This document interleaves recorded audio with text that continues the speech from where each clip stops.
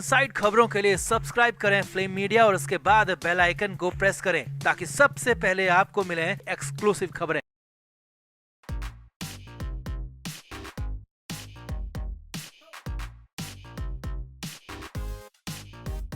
दिशा Salian case जब से reopen होने की तैयारी हो रही है तब से दूसरे खेमे में खलबली मची हुई है, चाहे वो आदित्य ठाकरे हों, डिनो मोरिया हों या फिर सूरज पंचोली हों, क्योंकि इनके नाम यहाँ पर साफ साफ लिए गए हैं। दिशा सालियान के पिता की तरफ से उस रात में इन लोगों के वहां पर मौजूद रहने का दावा किया गया है और साथ ही साथ ये भी आरोप लगाया गया कि इन लोगों ने गलत तरीके से दिशा के साथ गलत काम किया और फिर खत्म कर दिया। लेकिन अब हालात हैं कि मामला थोड़ा सा यहाँ पर ब्रेक पर आ गया है, क्योंकि दिशा सालियान केस फिलहाल हाई कोर्ट में पहुंचा है लेकिन सुनवाई हुई नहीं है। यानी कि आगे जांच होगी तो कब होगी या नहीं होगी, इसे लेकर हाई कोर्ट का कोई फैसला नहीं आया है। लेकिन इसी बीच जब मामले में देरी बढ़ रही है तो दूसरी तरफ उद्धव ठाकरे के बेटे आदित्य ठाकरे की हालत खराब है। जी हाँ, यही खबर है, बड़ी खबर है। उद्धव ठाकरे के बेटे की मानसिक हालत खराब होने की खबरें आ रही हैं। उन्होंने पार्टी के कार्यक्रमों में जाना छोड़ दिया, अकेले में बड़बड़ाने तक लगे और हालात ये हैं कि उद्धव ठाकरे, उनकी पत्नी रश्मि ठाकरे ने अपने बेटे की पहरेदारी बढ़ा दी है। तो क्या हुआ है ऐसा, क्यों ऐसा हो गया और सब कुछ क्या क्या हो रहा है मातोश्री के अंदर बताते हैं, आपको दिखाते हैं। आप भी वीडियो को शेयर करें, कमेंट बॉक्स में अपनी राय जरूर दें।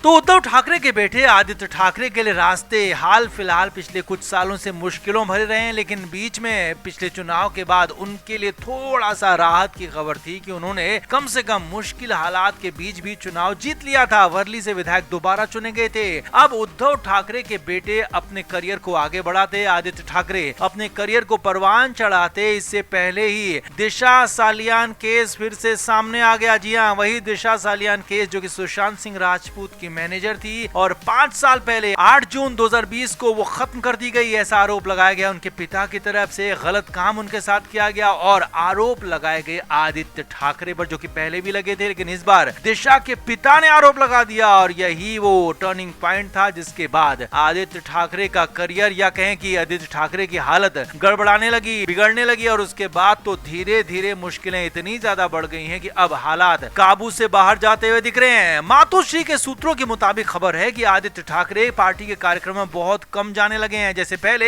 हर कार्यक्रम में वो मौजूद रहते थे, उद्धव ठाकरे रहे या न रहे वो जरूर मौजूद रहते थे, लेकिन अब खबर ये है कि उद्धव ठाकरे भले ही कार्यक्रमों में चले जाएं, संजय राउत चले जाएं, लेकिन आदित्य ठाकरे पार्टी के कार्यक्रमों में बेहद कम जा रहे हैं। कहें कि लगभग उन्होंने पार्टी के कार्यक्रमों में जाना छोड़ दिया है, क्योंकि वहां पर हर जगह हर बार उनसे यही सवाल पूछा जाता है दिशा सालियान को लेकर, और इसीलिए उद्धव ठाकरे के बेटे बुरी तरीके से परेशान हो गए हैं। हालात तो ये हैं कि वो अकेले में बड़बड़ाने लगे हैं। जी हाँ, सूत्रों के मुताबिक खबर है कि अकेले में भी आदित्य ठाकरे बार बार यही कहते हैं कि मैंने कुछ गलत नहीं किया है, मुझे गलत तरीके से फंसाया जा रहा है। यानी कि उनके दिलो दिमाग पर पूरी तरह से असर इसी बात का हो चुका है। दिशा केस पूरी तरह से उनके मान मस्तिष्क पर छप चुका है, अटक चुका है, इसीलिए हालात बिगड़ते जा रहे हैं। इसीलिए तो उनको उनके परिवार वाले भी घर से बाहर फिलहाल जाने नहीं दे रहे हैं और चाहते हैं उनके परिवार वाले की फिलहाल उनको थेरेपी दी जाए, वो घर पर ही रहे और खुद की मानसिक हालत को ठीक करें। इसीलिए तो खबर ये भी है सूत्रों के हवाले से कि उद्धव ठाकरे और उनकी पत्नी रश्मि ठाकरे ने हर वक्त एक इंसान, या कहेंगे एक शख्स, एक बॉडीगार्ड की तरह आदित्य ठाकरे के साथ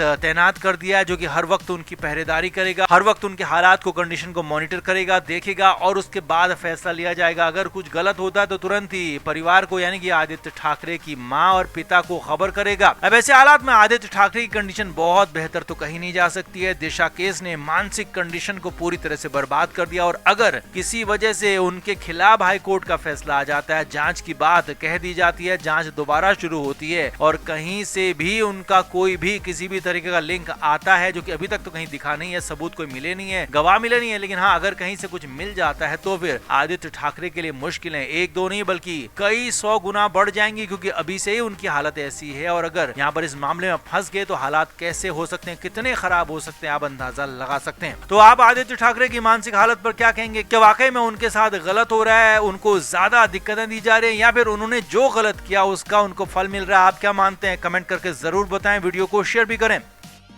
तो दिशा सालियान के पिता सतीश सालियान ने आरोप लगाया था कि आदित्य ठाकरे और उनके साथ कई लोगों ने मिलकर उनकी बेटी के साथ गलत किया और फिर उन्हें खत्म कर दिया, लेकिन इस बात का कोई सबूत फिलहाल तक आया नहीं है। इसीलिए तो सीबीआई ने क्लोजर रिपोर्ट दी थी। तो अब इधर सतीश सालियान ने दोबारा से हाईकोर्ट में सुनवाई के लिए याचिका दी और उनकी सुनवाई में यहाँ पर लीड कर रहे हैं वकील नीलेश ओझा। लेकिन नीलेश ओझा ने कुछ ऐसी बात कह दी जिससे हाईकोर्ट नाराज हो गया था। जी हाँ, मीडिया से एक बातचीत में सतीश सालियान के वकील नीलेश ओझा ने इस मामले की सुनवाई कर रही जज जस्टिस रेवती मोहिते डेरे पर गंभीर आरोप लगा दिया था और यह तक कह दिया था कि उनके संबंध उस दल से हैं, यानी कि शिवसेना यूबीटी के नेताओं से हैं और याचिका में आरोपित बताए गए आदित्य ठाकरे का वो समर्थन कर रही है। ऐसा आरोप नीलेश ओझा ने लगा दिया जो कि हैरानी भरा था। इसके बाद बॉम्बे हाई कोर्ट ने इस पूरे मामले पर गंभीर एक्शन लेने की तैयारी कर दी। बॉम्बे हाई कोर्ट ने इन बयानों को आपत्तिजनक बता दिया और कह दिया कि ऐसा प्रतीत हो रहा है कि ये बयान जानबूझकर कोर्ट और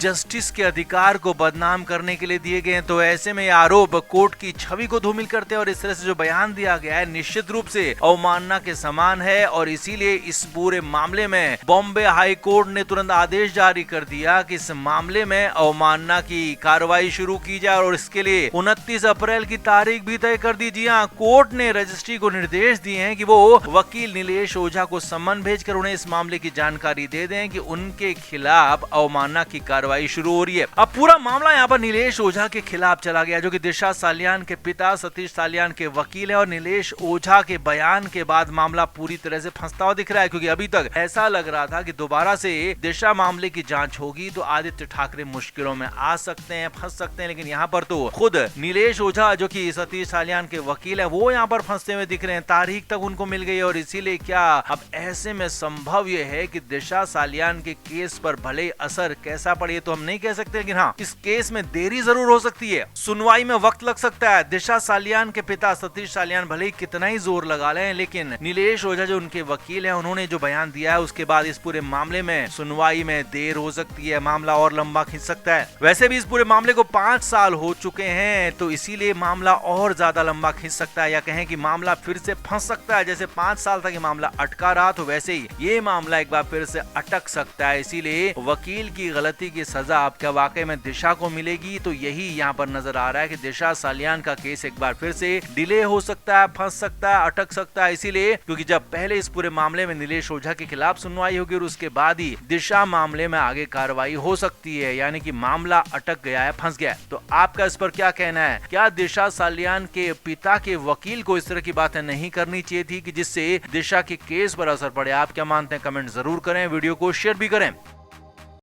फ्लेम मीडिया रिपोर्ट।